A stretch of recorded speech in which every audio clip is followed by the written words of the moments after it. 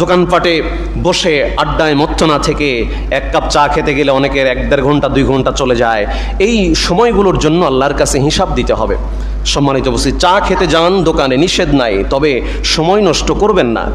দোকানদার বেচারা, চাওয়ালা বেচারা মানে ভয়ে হয়তো আপনাকে বলতে পারে না, আপনি ভিআইপি পারসন, আপনাকে উঠতে বলতে পারেন না।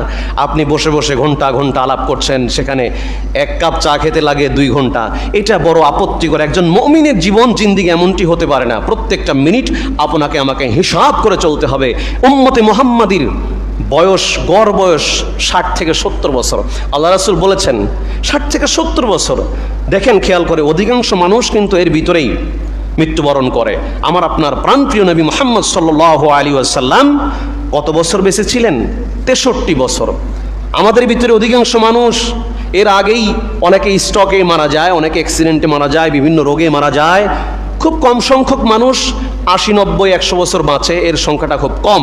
সম্মানিত উপস্থিতি, এই জন্য আমাদের সময়কে গুরুত্ব দিতে হবে।